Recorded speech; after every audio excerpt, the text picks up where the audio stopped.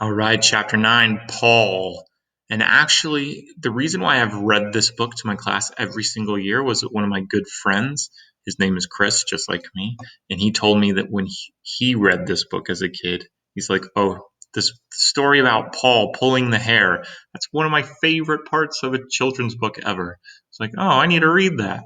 So I read it, and now I read this chapter, and now I've read this book to my class for, I think, 6 years in a row. So, all because of one of my friend's recommendations. I hope you enjoy this chapter as well. Here we go. Whoops. Chapter 10. Paul. There's Paul. Paul had the best seat in Miss Jules's class. He sat in the back of the room. It was the seat that was the furthest away from Miss Jules.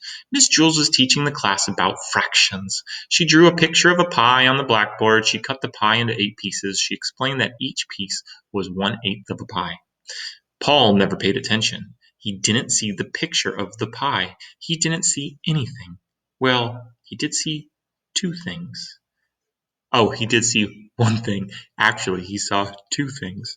He saw Leslie's 2 pigtails. Leslie sat in front of Paul. She had 2 long brown pigtails that reached all the way down to her waist.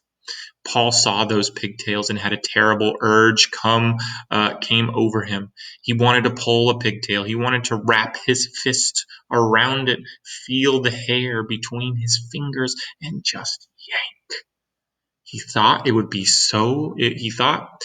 also be fun to tie the pigtails together, or better yet, tie them to her chair. But most of all, he just wanted to pull one. Slowly, he reached for the one on the right. No, what am I doing? He thought. I'll only get in trouble. Paul had it made. He sat in the back of the room. He paid no attention to anyone, and nobody paid any attention to him. But if he pulled a pigtail, it would be all over. Leslie would tell on him, and he'd become the center of attention. He sighed and slowly withdrew his arm. But Paul couldn't ignore those pigtails.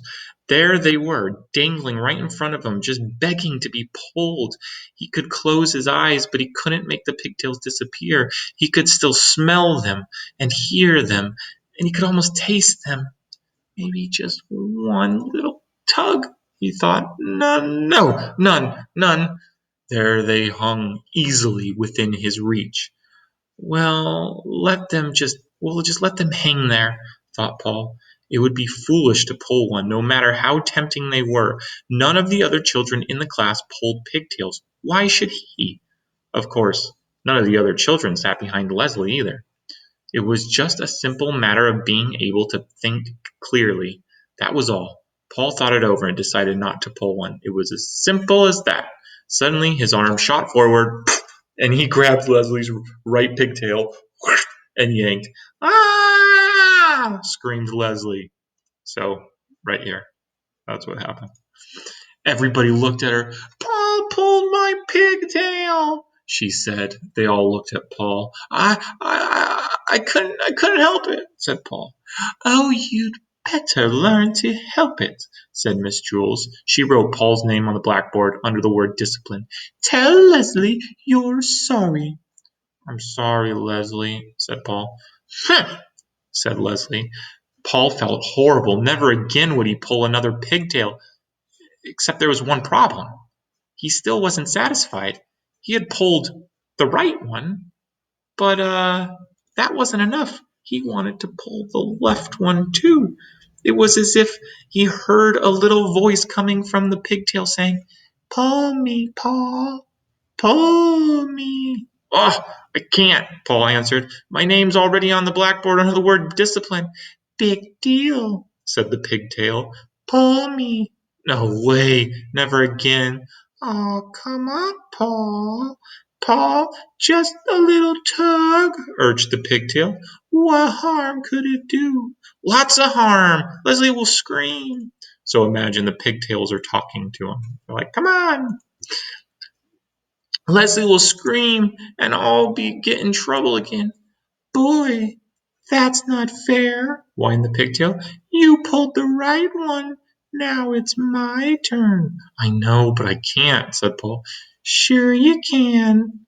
Just grab me and yank.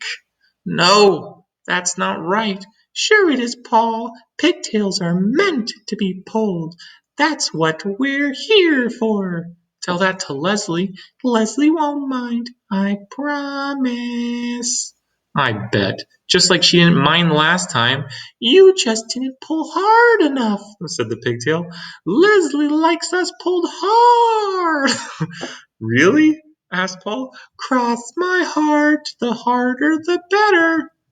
Okay, but if you're lying, said Paul. I promise, said the pigtail. Paul grabbed the left pigtail. It felt so good in his hand. He pulled as hard as he could. And actually, I do think that's this one, the picture, because that's the left one. So this is after the pigtail was talking to him. He pulled as hard as he could. Ah, Ah! Screamed Leslie. Miss Jules asked, Paul, did you pull Leslie's pigtail again? No, I pulled the other one. All the children laughed. Are you trying to be funny? Asked Miss Jules. No, I was trying to be fair. I couldn't pull one and not the other. The children all laughed again. Pigtails are meant to be pulled, Paul concluded. Miss Jules put a check next to Paul's name on the blackboard under the word discipline. But at last, Paul was satisfied. True, his name was on the blackboard with a check next to it, but that really didn't matter. All he had to do was stay out of trouble the rest of the day, and his name would be erased. It's easy to stay out of trouble when you have the best seat in the class. In fact, Paul could do this every day. He could pull Leslie's pigtails twice and then stay out of trouble the rest of the day. There was nothing Leslie could do about it. Suddenly, out of nowhere, Leslie screamed, Ah! Miss Jules circled Paul's name and sent him home early on the kindergarten bus. Nobody would believe that he hadn't pulled Leslie's pigtail again. So what do you think? Did he pull her tail and we just don't know that? Or did she make that up to get him in trouble? What is your thought? Did you like that chapter? I hope so. Next one, we'll read about Dana, the girl that had the dog that got hit. Bye.